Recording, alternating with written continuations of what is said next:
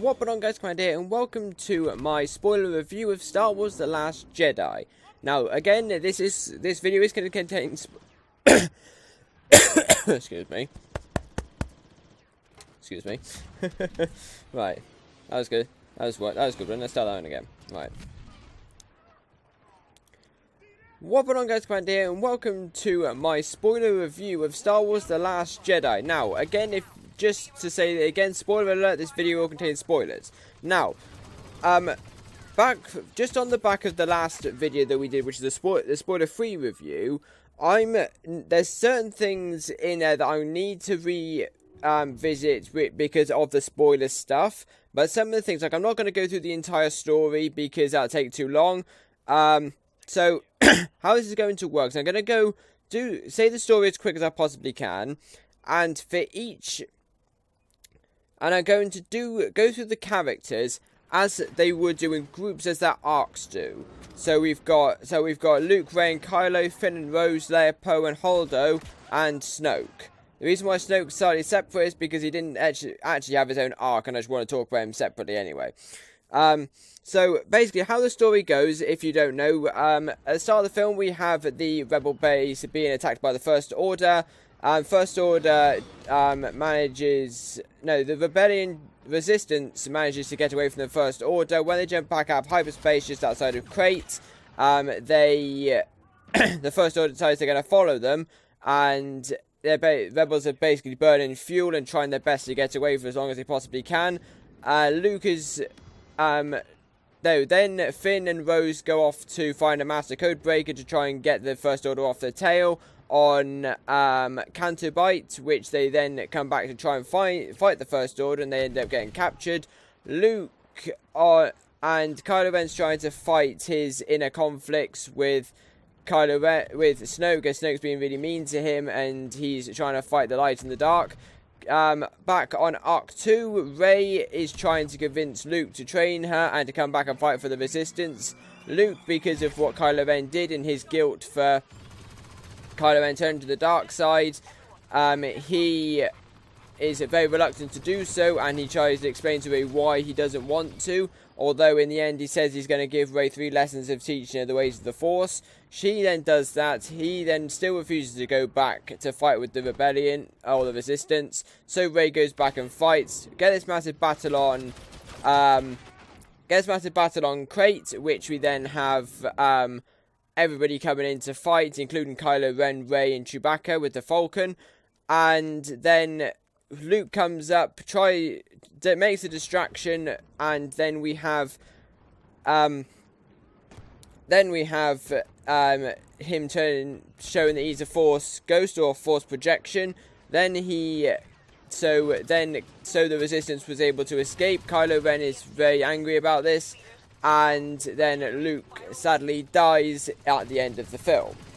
Now that is the main story of it. This is a bit more in depth because I couldn't say anything in the spoiler-free review because that actually contains spoilers. The entirety of what I actually said was mostly just spoilers. So what we're going to do is the first 3 characters we're going to look at is Luke, Rey, and Kylo. Now, the reason why I'm doing it in groups is because they are basically their own arcs. Now, Rey and Kylo, you could say, is a separate arc, but for all intents and purposes, it's the same thing. So, we get to the part where Rey hands Luke her lightsaber, or his old lightsaber, the one that used to belong to Anakin Skywalker, and he throws it over his chest, over his shoulder. Now, I actually laughed at that to start with, because I thought that was really funny, but to be perfectly honest, as far as Luke was concerned, why did he do that? Why was he not questioning why or how he got that lightsaber? Now, from what happened in The Force Awakens, from the end of The Force Awakens to the beginning of The Last Jedi, he didn't seem like he didn't care at the end of The Force Awakens. When you look at him in The Last Jedi, you can see that he doesn't actually care. And as far as the Luke and Rey is concerned, it's literally only a matter of minutes. So that doesn't really make too much sense to me personally, but that's just me and how I think about it. So Rey then goes to follow Luke and try and convince him to turn and help the Resistance fight. Chewie then comes in and they all explain what's happened. Luke then still says, no, I'm not training another generation of Jedi, not after Kylo Ren, and he's still in 100% denial. Rey then goes to the old Jedi Temple, or the first Jedi Temple, as there's referenced in the film, and Luke says, oh, why are you here and all this? He then says to Rey, in the morning, at dawn, I'll give you 3 lessons to teach you the ways of the Force as best as I possibly can. So then Rey... Now, I think that with that, why just 3 lessons? Like, on Dagobah with Luke, I mean, you don't ever get a time scale of how long that actually took, but you could tell that it was a rather long time. At least a month, maybe 2 months. And he learned the ways of the Force quite well. But Rey only had 3 lessons, and that basically took up about a week, I think. Now, a week compared to a month, that doesn't really wash. The only thing I can understand is that because Rey's a new, younger and a new generation of Jedi, she can learn things more quickly, but that still doesn't make any sense. So I don't know why that is, and that sort of really bugged me. Then we get up to Luke teaching Rey the ways of the Force, trying to get her to reach out to the Force. She reaches her hand out, and then Luke smacks her on the hand with a leaf. Now, I thought that was really funny, because Rey was trying to do it sarcastically, although not sarcastic. Unintentionally sarcastic. So, Luke said, reach out, so she reaches her hand out. Luke thinks, oh, for goodness sake, just slaps her on the hand with it. Then she reaches out with a feeling, she gets pulled to the dark side, doesn't fight it, and then Luke gets scared. The line that Luke says, I've seen this raw strength only once before in Ben Solo, it didn't scare me enough back then, it does now. That was really, really good. Every single time I watch the trailer where he says that, I really enjoyed that. I really, really thought that was really good, and I still agree now. That is really, really good. I really like the way that was portrayed. Then later on, the next day, Rey is then talking to Luke Skywalker again. Luke Skywalker does a backstory back to the prequels, where Rey asks him, why does the Jedi have to end? And he says, with the old Jedi Order, at the height of their power, they allowed Darth Sidious to take over and create the Empire and wipe them all out. Now, what he's saying there is that the Jedi has to end, but that doesn't mean to say that the light side has to end. He says before, when he was training Rey, by saying that the light side of the Force has to end is not the same as saying the Jedi have to end. And I thought that was really kind of nice play on words there. And I also like the backstory to the prequels, where he's saying about Order 66 and the Great Jedi Purge. I thought that was a really nice callback to something that happened years and years and years ago, as far as they were concerned. And I thought that was really good. Now, as well as that happening, throughout while Rey's time on Arc 2, she gets connected with the Force to Kylo, and I don't know whether I like that or not. The only reason why I don't like it is because I don't see it being very necessary. The only thing that I saw that having any purpose with was 2 things. Rey learning why Kylo Ren turned on him and turned to the dark side, and why he hates Luke so much, and Rey sensing the light side within him, so sensing the light within him, and that making her make the decision, I'm going to go and see if I can turn him to the light side. That's the only 2 reasons why. Now, if that happened twice, it sort of would have been a bit better for me, but because it happened a number of times, I just didn't see that as having any proper need at all. So anyway, so then after a while, Kylo Ren says, did Luke tell you what happened at his temple before I burnt it down? And Luke says 2 different versions. Now, we see 3 different versions of what happened. The first one was how Luke says it at first, where Kylo just randomly turned on him. The second time was where Kylo Ren says that Luke turned on him, and so he turned back. And the third time was what actually happened, where Luke sensed that regret as soon as he turned his lightsaber on, because he could sense the darkness within him, and that was the full truth. Now, why he didn't say that in the first place, I don't know, but that's just something that, you know, just happened, that I just, sort of dumb I didn't agree with. That was a bit weird to me, personally. So then, once the third and final version of it happens, we see Rey say, "Are you going to come and join us and help the fight? Because I believe that I can turn Kylo back to the light." Luke says again, "No, I'm not leaving Arc 2, so Rey goes off by herself. Luke then decides it's time to burn down this old temple and end the Jedi once and for all. As he does that, we see the camera moving to the left, and we see the ghost of Yoda. Now, as soon as I saw that, I just smiled. I just beamed and my jaw just dropped. I thought, I mean, there was whispers that both Hayden Christensen and Frank Oz were at the recording studios at the time, but of recording The Last Jedi. But Hayden Christensen was sort of like a back end that we didn't actually think was going to happen. But I just thought, oh my god, Yoda. Then Luke turned around and said, "Master Yoda." And he is there just looking and that is a puppet. That's something I really like. No CGI whatsoever. I was talking, because the first time I went to see it, with Unit 1 and Retro. And when we went to see it, I was speaking to Retro afterwards, and I said to him, "Do you think that Yoda was CGI, or do you think it was a puppet?" Because to me it looked like a bit of both, and he said, "I don't know." Now, I watched a few videos on it when I got back home, and read a few articles. Now, that was actually just a puppet. There was no CGI in that at all, which I thought was just really, really good. And Yoda speaking to Luke, and Luke says, I just can't do it. So Yoda uses the Force, makes a storm, lightning strikes the temple, and sets it all alight. And Luke says to Yoda, that temple has the ancient Jedi scrolls and Jedi texts. Then Yoda says, what is in that temple is not what the girl Rey already possesses.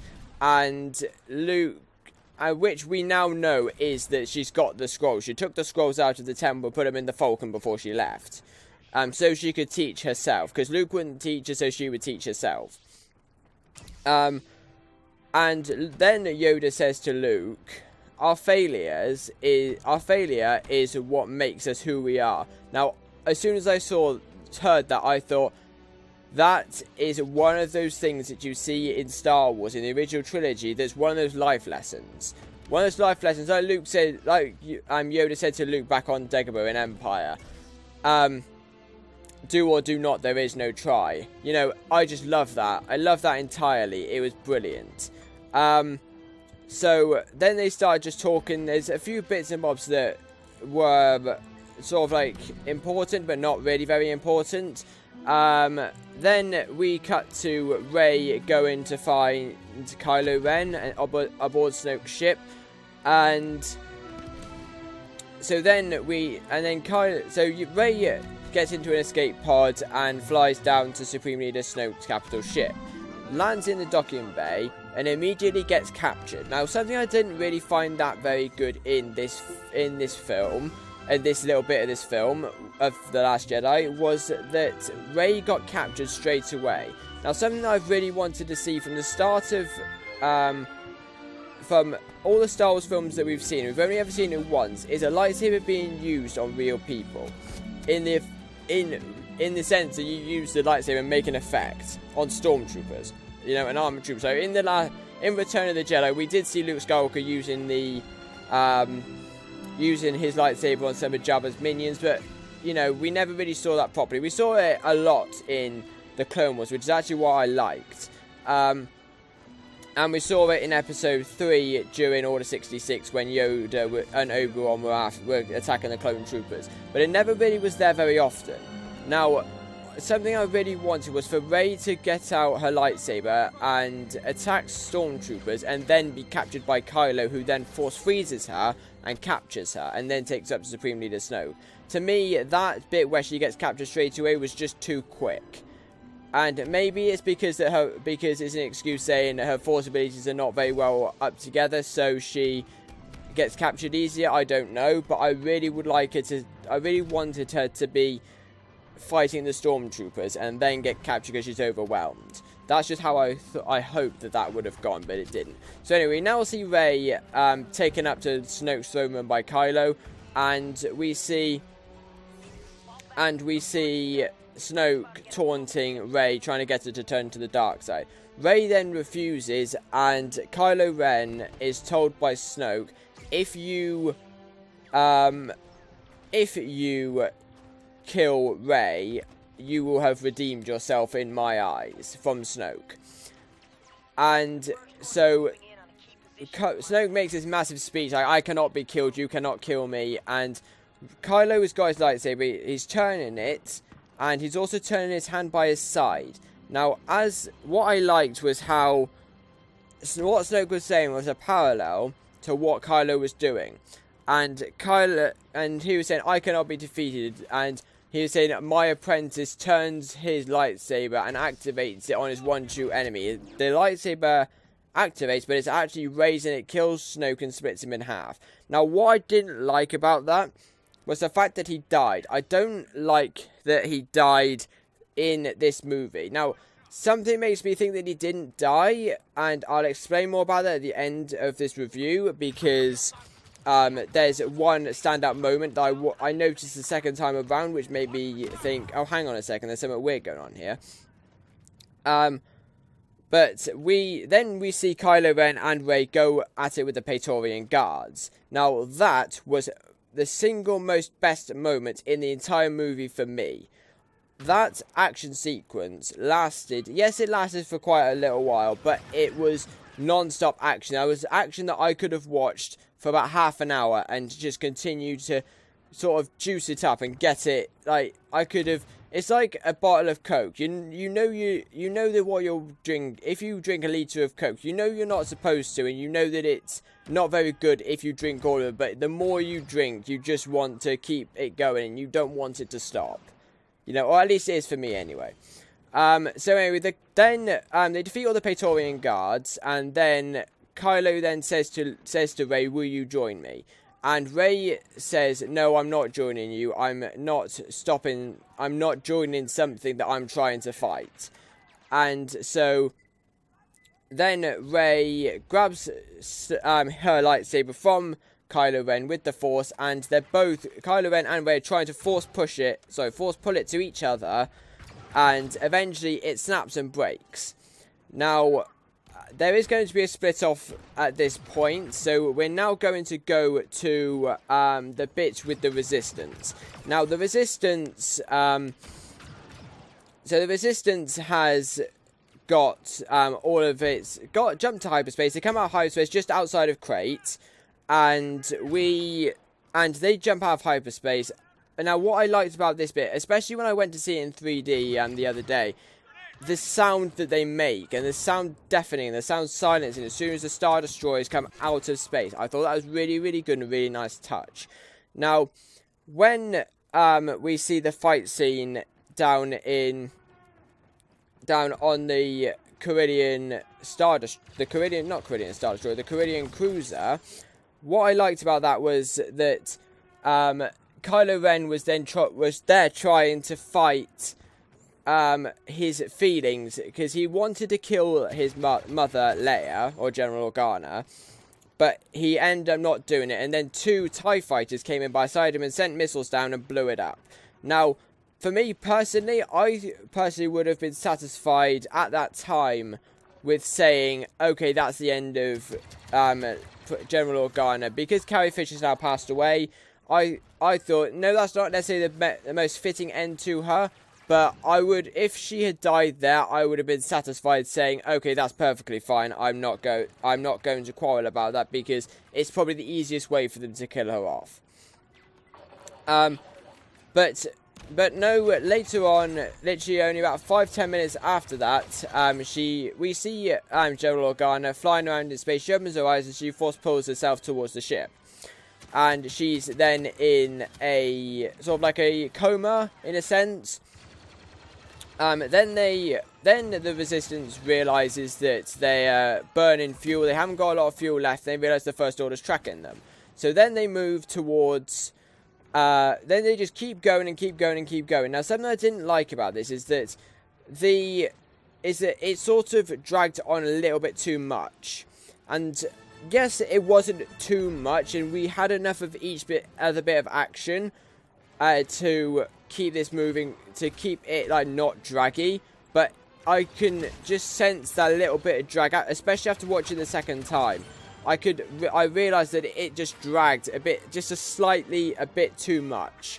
And it could have been shortened just a little bit. There were certain things in there that I thought really didn't need to be there and could have been taken out.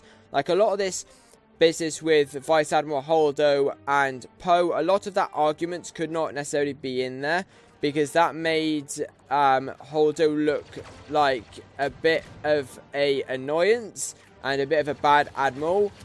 But what she was doing was off the back of what General Organa had said, but I think that argument was not, between her and Poe, could have been taken out and just made it a little bit less draggy. I don't know why.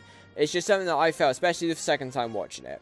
So then we see, we keep going, and eventually they realise that the reason how the First Order tracking them through hyperspace is by a hyperspace tracker on Supreme Leader Snoke's ship. And this is where we get to Finn and Rose going to, what's it called? Canto Bight. Now, these entire casino scenes, I didn't like at all. I really, really didn't like it. That entire half an hour of the movie, I would have just taken it out entirely. Now, how I would have liked it to work is Finn and Rose go to Canto Bight, find this Master Code Breaker, but we don't actually see any part of them at all, except for the odd couple scenes. Then we come back, and then they come back and we see if they've succeeded. But no, that wasted about half an hour, which is basically go to Canto Bight, don't find the code breakers. They got the proper code breaker that Mars Kanata recommended to them. They get another code breaker called Del Toro, I think his name is. And they go over to the First Order ship. They get captured because Del Toro arrested them. Dobbed them in and betrayed them. And then told them that the Resistance transports that were then heading to Crate were heading to Crate. So the First Order then fires upon them with all cannons blazing. Now, that entire action sequence, I just did not like at all. It wasn't even an action sequence. That entire half an hour, I just didn't like at all. Because it just dragged for too long. There was no need for that entire area to be in there. Like, I'm not even going to focus on it too much because I'll be wasting time. But there's, like, I just didn't like that entire sequence just didn't, work for me at all. So anyway, then we get the transports. We have about half the transports, about 6 of them, end up landing on Crate in the old rebel base. They all start unpacking their stuff, and then we have the First Order land and go charging the base. Now they put their shields up, and then the First Order introduces what they call a battering ram cannon. Now that, as far as Poe said, that would break the shield like an egg. Now I think that was just a cheap excuse to say, look, we're just going to shorten this by not just constantly firing on it, but just doing it in one swift shock. I thought that was a bit of a cheap shot, personally. And it was just like an excuse to say, look, we're just going to shorten the movie because we can't be bothered to just keep on fighting things. But then, we have the little junk speeders go off and try and break this battering ram cannon by firing it down its throat. Finn knows what he's got to do. He feels that if he sacrifices himself and flies his speeder directly into the battering ram cannon, it'll blow it up. Now, as he was sacrificing himself, I didn't want Poe. I didn't want Finn to die in this episode 8, because I would have thought it'd be too quick for his character, and I think his character could have had a lot more to it. But if he did die, I would be satisfied. I wouldn't say this is an outrage, he's dead. Like, if Rey died, that is the entire sequel trilogy just gone. Episode 9 would have no relevance whatsoever. But if Poe died, I wouldn't. He doesn't, like, there's no actual extras that he brings to the story necessarily, especially not in episode 8. So if he died, I wouldn't necessarily be that angry. I'd just be slightly more. I'd be satisfied that he went out in a sacrificial way, and like Holdo did with a hyperspace ram. I forgot about that. That was absolutely insane. Her hyperspace ram. That's only been shown once in the film, so in Star Wars, and that was in Legends. Now, what I liked about the hyperspace ram is when it happened, there was just dead silence. Just completely dead silence. Totally. Then it was literally dead silence for 10 seconds, and then we hear a massive explosion. Number of explosions from all the Star Destroyers blowing up. I thought that was insane. I love that totally. Absolutely brilliant. Brilliantly done sound-wise. Then we have Finn about to sacrifice himself, and then we're literally just the final seconds, and then we see Rose come in and smash into Finn and save him. And then we see the battering ram kind of fire on the base. Now, as soon as I saw that Rose had saved him, I was like, why? Why does that have to happen? Finn was just about to sacrifice himself to protect the Resistance. Why does that have to happen? Why did Rose do that? So anyway, Finn goes and tries to save Rose, and Rose says, it's not about fighting what we hate, it's about protecting what we love. That was just really corny to me.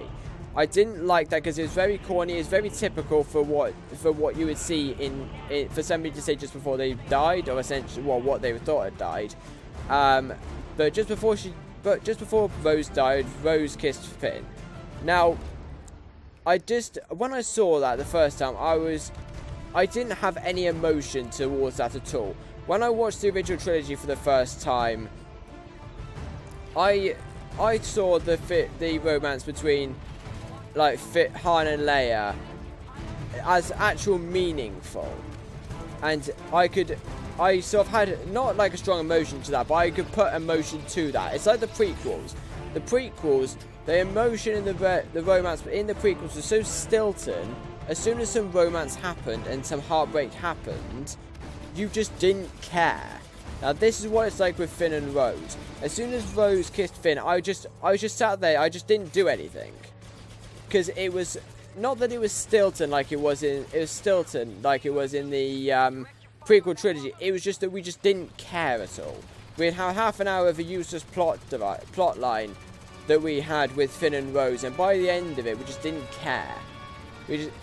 Rose died, so what? That's just what I thought. I just didn't care about her or Finn and that storyline at all.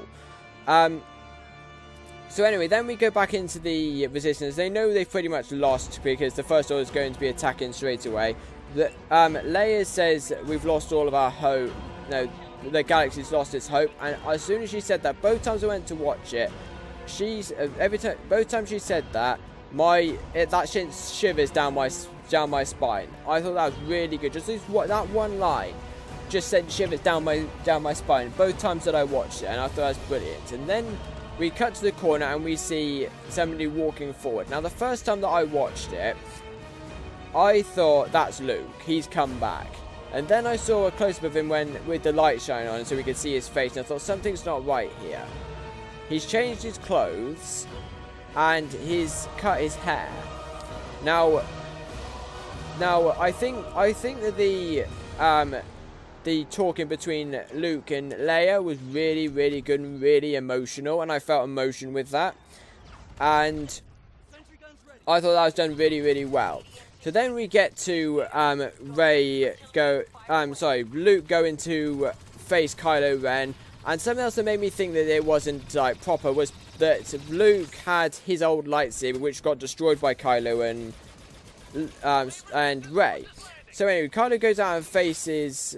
Then Kylo orders all of his cannons to fire upon Luke, and it's literally just this massive barrage of all the cannons. Hux then tells everybody to stop, and then Hux says, "Do you think you got him?" And both times I watched that, I just laughed. And then Luke comes out and just sweeps the bit of dust off of his shoulder. I thought that was absolutely brilliant. I really liked that. So then Kylo goes and faces him, and then Luke says, "If you strike me down in anger, I will always be with you." And then we find out it's a Force ghost. Excuse me. Or a Force projection. So then we know it's a Force projection, and we see Luke come out of the Force projection, and he is exhausted.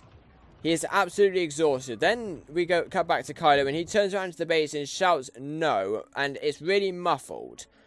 So, and that's when the First Order, that's when the Resistance is fleeing to the back of the base. They get to the back of the base, they hop onto the Millennium Falcon and fly away. Kylo Ren knows he's lost, but as soon as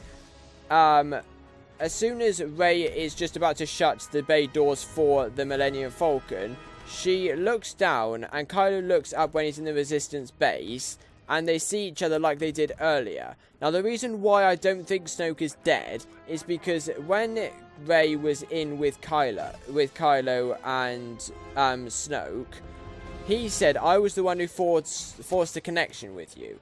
Now, if that was the case, how is this still a thing up here? How is that connection still there if Snoke is dead? So, maybe he's still alive, maybe he's not, maybe that is just the connection's still there and they're forging it themselves, I don't know.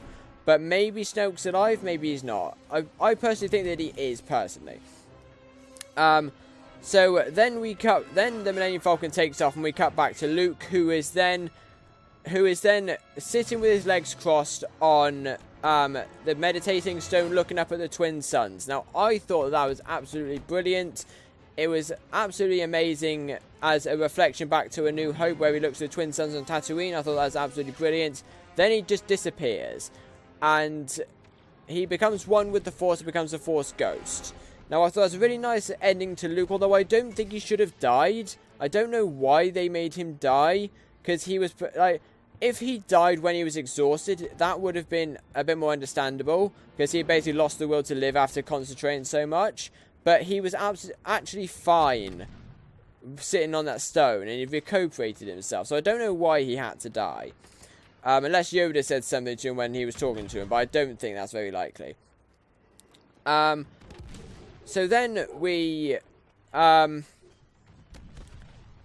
turn to back onto the Falcon, and Rey is talking to BB-8, and he looks over to Finn, who has just put a blanket over Rose. Now, you can see in Rey that she's got some general heartbreak, that she thinks that they've got some form of connection and relationship together, and I think she can sort of sense it.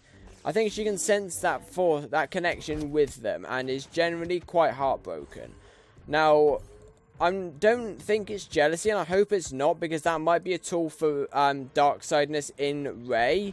So I hope that's not, she doesn't turn to the dark side in 9. But, and then we get to the ending scene. And then we get the credits. Now, Retro in Unit 1 always say, are we going to stay behind during the credits? Because often we get like little Easter eggs in the credits.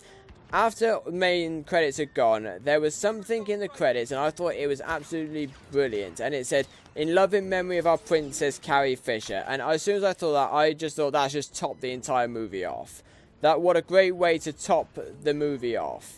And I thought that was absolutely brilliant. So, that was basically everything there. Now, there's a couple of things I do want to talk about. One being John Williams' score. Now, it goes without saying that John Williams' score is 10 out of 10 every single time. I love the music. There's one piece of music that was introduced in The Force Awakens, which is the March of the Resistance. If you don't know what that music is, this is a bit of it.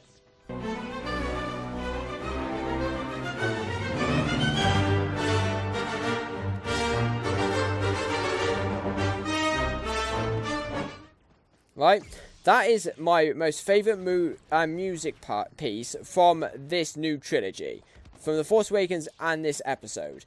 I really, really liked it. It's really, really cool, really engaging, and John Williams' score every single time is just flawless. I cannot doubt it. It's brilliant every single time.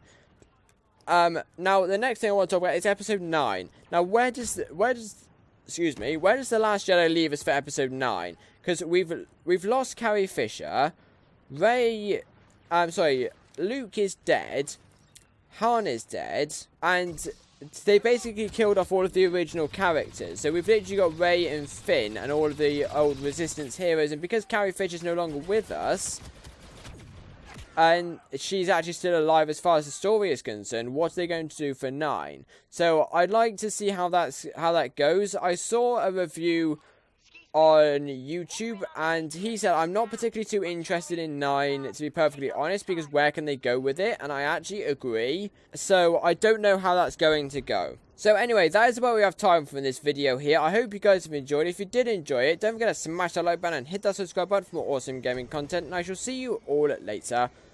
Bye!